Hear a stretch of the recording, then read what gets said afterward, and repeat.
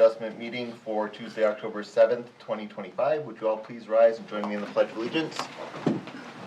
I pledge allegiance to the flag of the United States of America and to the republic for which it stands, one nation, under God, indivisible, with liberty and justice for all. The Goffstown Zoning Board is an elected board of 5 members and up to 5 alternates appointed by the Zoning Board. Currently, the board has 5 elected members and 4 alternates. If anyone is interested in serving on the ZBA, please contact the Planning Zoning Office at Town Hall for more information. The board has a posted agenda for each meeting and tends to follow the items in order. The board will open the public hearings on the application to receive testimony from applicants, abutters, and affected parties, and ask questions about the appeal. The public hearing will then be closed, and the board will enter into a deliberative session to discuss the merits of the appeal. For each application, the board will decide to approve with conditions, deny, or continue the public hearing to a later meeting. You are welcome to watch the deliberations this evening, or you can call the zoning department at 603-497-8990, extension 815 to get the results. For an applicant's request to be approved, there must be an affirmative vote of at least 3 members. An applicant can request a continuance if there's not a full 5-member board to act on an application. We do have a full board this evening because of our alternates. If you are aggrieved by a decision made by the ZBA tonight, you have the right to appeal to the Superior Court or the New Hampshire Housing Appeals Board. However, before appealing, you must request a rehearing with this board to preserve your right to appeal. Rehearing requests must be filed within 30 days of the decision and state all reasons why the decision was unlawful or unreasonable.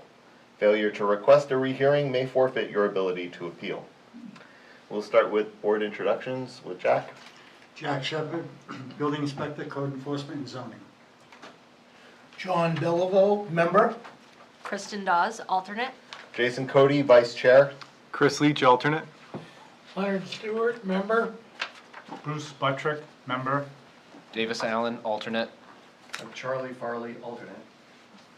Great. And for different the different things throughout the evening, we'll just appoint various alternates to fill in for Denise. So for the minutes, Kristen, you can be voting person for that one. Do we have a motion for approval and or correction? Make a motion to approve. Motion by Bruce. Second. I'll take the second from John. All those in favor? Aye. Opposed? Motion carries. Okay, time for our first and only hearing of the evening. LEED Development LLC owners and applicants are seeking variances to permit 5 detached single-family dwelling units as part of a condominium form of ownership on a single lot located within the commercial zone. This concerns Section 3.2, the designation of permitted uses, Sections 3.11a sub 1, 3.11a sub 3, table of principal uses, and Section 4.3, the table of dimensional regulations of the Goffstown zoning ordinance. This property is also part of a land condominium form of ownership. The property is located at Abington Way, map 18, lot 60-2, zoned commercial. First, do we have a motion for regional impact?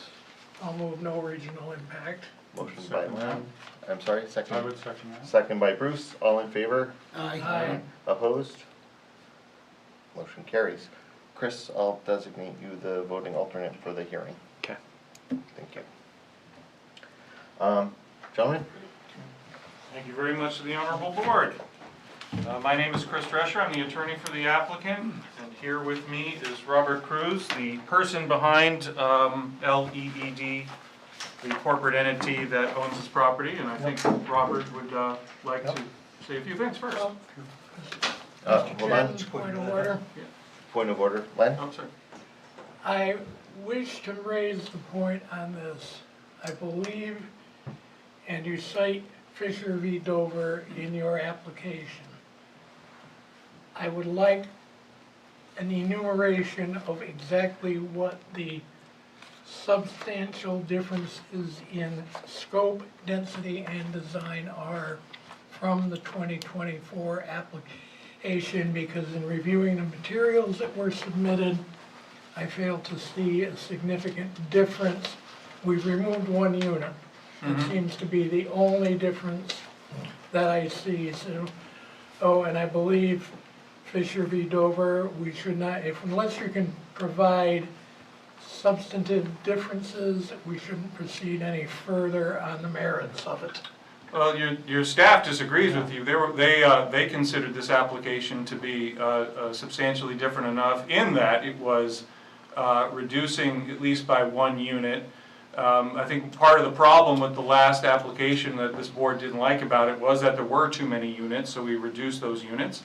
And then in addition to that, what we've done with this latest version, and I'll let Robert speak to this in a little more depth, we're breaking this up into these sort of separate lots within the lot. But go ahead, The Robert. sixth unit now becomes overflow parking.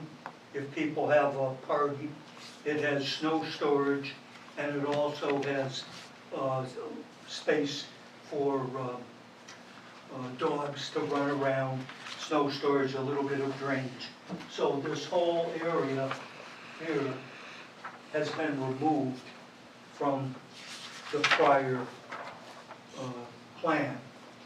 And in addition, since that time, there's been a lot of state legislation, and it would appear that the property could have apartments almost by right. I don't want apartments. I've worked on this since 2006. I did the Rite Aid, did the 28 NeighborWorks units, did the Franklin Savings Bank, and the Starbucks. All of our neighbors have always supported us whenever we came and got denied. I have never had one person show up and speak negatively, even though we keep not getting them. But rather than wait for the apartment thing to kick in on July 1, I would like to present what I would like to do to finish out this development. If you look at it realistically, it's a pretty good development. I mean, I can't help it that Rite Aid went bankrupt or something, but the Franklin Savings Bank is a good, nice addition to the town. The Starbucks, I think, set a new level for Goffstown. And all my neighbors would like me to finish up on this one piece of vacant land. I know the board kept encouraging me to go commercial. We want commercial. Well, I've spent several $1,000s with LoopNet, that's international. I had this property marketed internationally. I come back with plenty of self-storage units, which I guess, with an exception, are an acceptable use on this lot. But I don't think my neighbors nor I want to do self-storage on this particular lot. We've also had landscapers who would like to store their dirt and all their equipment on the land. I don't think that's the use I would like to finish up this project across the street from Franklin Savings and Starbucks. I do have letters from both of them supporting the project. And as I said, I would have, the letters are behind, I would have had one from Rite Aid. They've always supported it, but they went bankrupt a few days ago. So what I'm here to say is this is the time to do the right project. Failing this, I mean, if I go out tonight, we will just be back with apartments. I'm into my rope on being thrown out of boards where all my neighbors want what I bring in and we get tossed. Evidently, the apartment thing come July 1 will be pretty much a done deal, but I do not particularly want that use. What I'm proposing are 5 smallish houses. They're less than the typical 1,800 to 2,400 house. They're more than the tiny houses. They're around 1,000 to 1,250 square feet. This is what is being done around the country and on smaller lots. And there are numerous articles now in the housing crisis that we're in saying you have to go to smaller lots, shrink the houses, and these would all be very nicely done, as was the rest of the development. So that's what I do over here.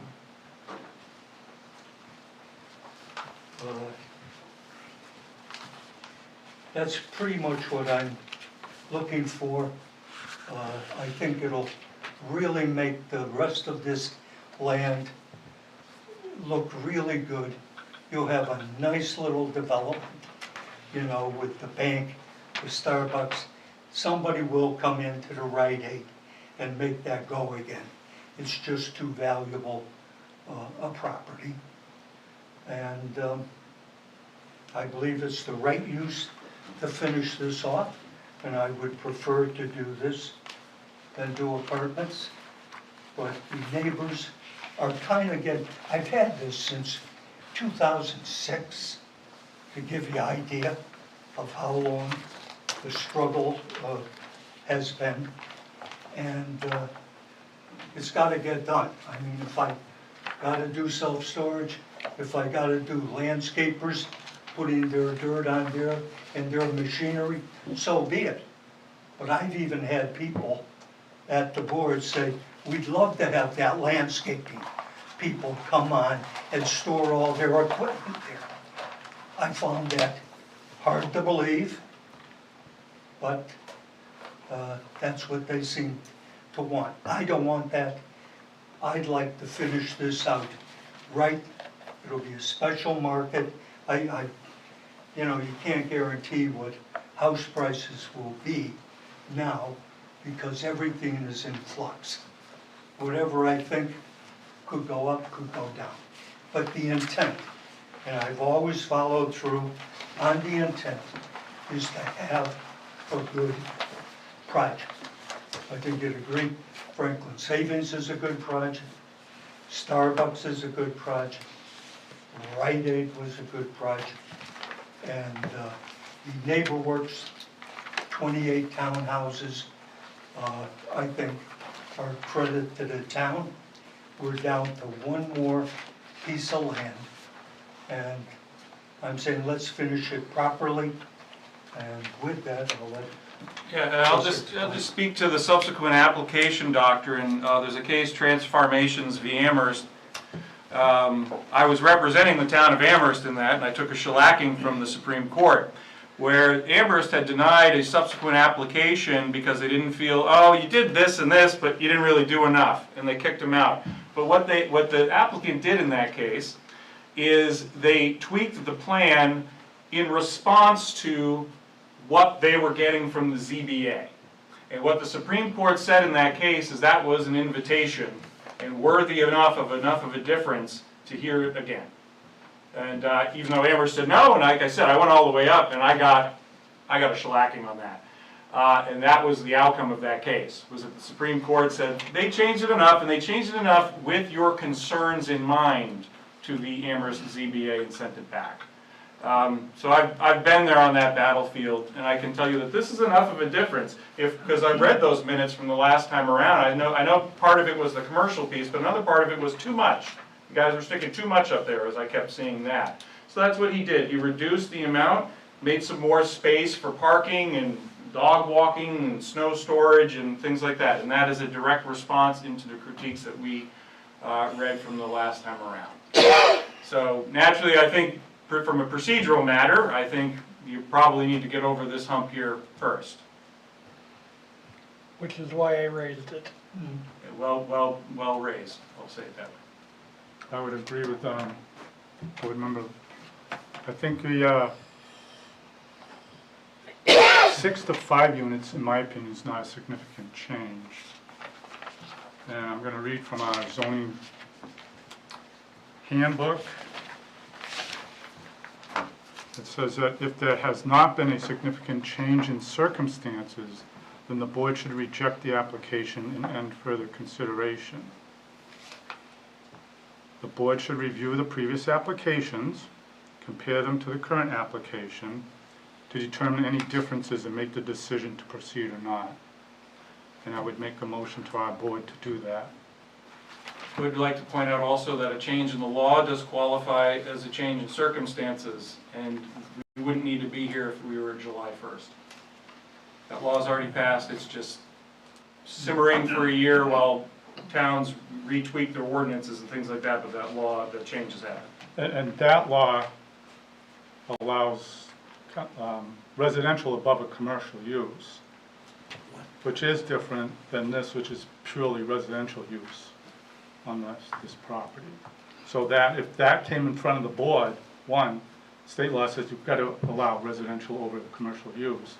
And two, if that law didn't exist, it would be substantial enough change that we probably would say Fisher does not apply here, and it would be a new application, we could go forward with that. But I think the board needs to determine if the Fisher doctrine applies, and we reject the application. If not, then we go forward and listen to the application. Okay, I have a motion on the floor from Bruce. Second. Second. You guys want to arm wrestle? No? Yep. I'll Give it take to the, John, give it to John. I'll take the second from John. All those in favor? Aye. Aye. Opposed? I oppose. Motion carries. Clarify the motion. Second. Oh, yes. Motion wasn't stated clearly, I don't Yeah, think. so the motion was to, oh, actually, so the motion was to review and make sure there was, review the differences, correct? Yes, to see if the Okay. Fisher doctrine would apply Okay, to warrant rejection of the application. correct. Okay, so the motion carried, so now we will talk about the changes. You guys may have to help me out with this one, this is new for me. I will submit that I don't feel that the amount of change is significant enough to consider this a new application. You've removed one building, you've fiddled your map lines around a little bit, but is that really a substantial change? You are still looking at 5 units of residential in the middle of commercial. You know, again, I do not feel that the changes are significant enough to warrant accepting it as a new application. So the reason that I voted against was that the difference is 17%. And I don't know if that is a huge number or not. To me, it's a significant number. Not saying that, and this is solely for the discussion of this particular motion, not necessarily the reasoning behind it. I think that the reasoning behind this, there's some questions that I would still have about why it was re-brought, because I think some of the exact same things were addressed in the application. But just solely on a percentage of space, I think we've looked at other things for less. So that's the only reason why I voted against the motion. Again, my take is that I don't think there's been a circumstances of significant change. Yes, there's less units, but it's still detached, single family, needing a variance in the commercial zone. That is still the same, so there hasn't been a change on that aspect of it. It's just the numbers of units have been reduced. And I don't think that's enough, significantly enough, in my opinion. I just think it's the same, but it's just one less unit. I understand there's the new legislation that was passed, and while it does enable the ZBA to restrict, you must have commercial on the bottom with residential on the top, that's not the only option. It is a you shall permit the residential use, which is one of the main questions. So I don't know if just simply the passing allows us to look at it, or does it have to be active? The passing of that law, Yes. the new law. Yes, The law because technically is not active yet. It's not so- active yet, so while we'd like to consider it, just because we know that It's you an could option. be here a year from now, Right, it's an and option in it July. would be grounds a year from now. But because it's not active yet, is that enough to bring it to the table? And does it, I don't think it is, because it's really not an application form yet. It's a future option, as is probably, I'm not sure if multifamilies, like the ones in back, they probably need a variance as well in the commercial zone, I'm not sure, but does the language say that the circumstance in general has to significantly change, or the application? so I'm gonna read, I'll just read it for. Thank you, yeah. When an application is submitted, the file should be reviewed to determine if a previous application was denied for the same situation. So we should look at that notice of If I look decision. at the 4 reasons that it was denied, the new application doesn't really address these. The spirit of the ordinance is not being met. The substantial justice does not apply. The surrounding commercial property value would not be affected. There's no special conditions to the property. None of those reasons are addressed in the new application. I don't know if that matters. Yeah. So I'll continue along with, the file should be reviewed to determine if the previous application was denied for the same situation. And it seems like they're asking for similar variance requests in that regard. If so, the board should determine if circumstances have changed sufficiently to warrant acceptance of a reapplication, this new one. If there has not been a significant change in circumstances, then the board should reject the application and end further consideration. This determination must, of course, be made at a meeting of the board following submission of the application, notice to the applicant, abutters, and the public, of a public hearing on the application, as we're doing tonight. The board should review the previous applications and compare them to the current application to determine any differences and make the decision to proceed or not as soon as possible. Change this housing So the reason I asked that was because I was wondering if and considering the law change was something we should be considering, and it sounds like we should, because that is a part of, tried I think, the situation or the circumstance. Save for the fact that's one. that's a prospective circumstance, almost a year in the future. What we are charged with is interpreting the law as it is on the books now, not what it's gonna be in July 2026, when you've got a new standard that will apply. I don't see it's just kind of mental gymnastics. Yeah, you know it's changed, but it hasn't changed yet. So you're dealing with the law as it exists. Do you think that we shouldn't consider that? We should, I think it's obvious in listening to the applicant is aware of the changes in the law. I mean, it's a case of, a rejection at this point is not the end of the world. He's waited this long. If it's a case of July 2026 and then the entire law changes, and by right, he'll be able to put apartments, multifamily, etc. There's the thing, and that'll be something that won't require zoning action because it'll be by right as matter of law. Can I speak at some point? Mr. Chairman, I think he's addressing you. Yeah, I'm trying to figure Can out I where, hold on one second. we're discussing and deliberating a motion that's already in place. Can I open this to the public? I don't think I can I? I don't think you can. No, I'm sorry, sir, I don't think I can open this one to the public. This is, Until we finish deliberating Then I on can this reopen it. point. But, you know, I understand your point with the 17%, but we're also looking at a lot that's 1.17 acres, Mhm. okay? 1,500 square foot houses on 1.1.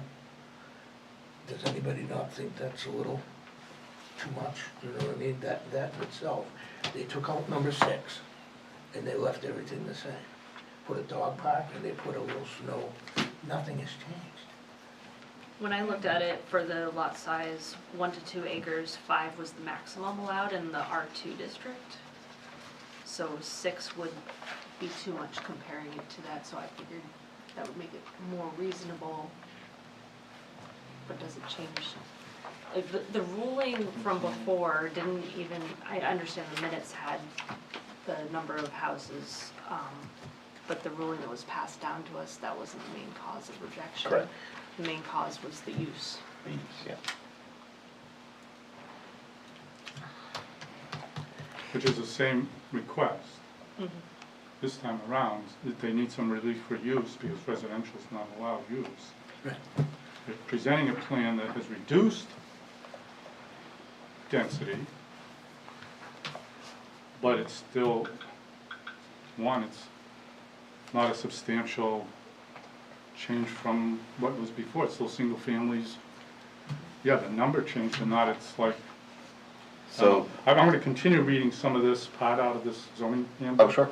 When a material change of circumstances affecting the merits of the application has not occurred, or the application is not for a use that material differs in nature and degree from its predecessor, the Board of Adjustment may not lawfully reach the merits of the petition. So it doesn't even rise, it says, no, there's not enough change, we shouldn't be here. And so I was looking up something akin to this as we were talking, because I wanted to know if there was a definition of substantial change. And what I found was the change is substantial if it impacts the neighborhood differently, alters the fundamental nature of use, or goes beyond a different manner of using the original non-conforming use. If I use that definition, then I would say no, it does not. Right, So- if this came up as townhouses, then it's a change of use from, or a definitely significant change of, even if it was one townhouse that had 5 units instead of 6. Yeah, that's enough of a change to me, we wouldn't be having this discussion. Right. But they could go forward with their application if they needed a variance or what, but I think just to have the same type, style, just one less is not enough, it's not enough of a change, significant, to me, unfortunately, it's just not. I would have to agree. Okay. Anyone else? Okay, so then do we have a motion to either hear or not hear this case, this application? I can't, sir, this You is. can't let me speak. I will move that we do not hear this application because it has failed to demonstrate the substantive changes that are outlined in the application. There's been insufficient change in scope, density, and design to consider it as a new application. Okay, so motion to deny rehearing for non-substantial change, For lack of or substantial lack of change. substantial change. Do we have a second? I'll second that. Seconded by Bruce. All in favor? Aye. Aye. Opposed? Motion carries. So we will not be able to rehear this tonight.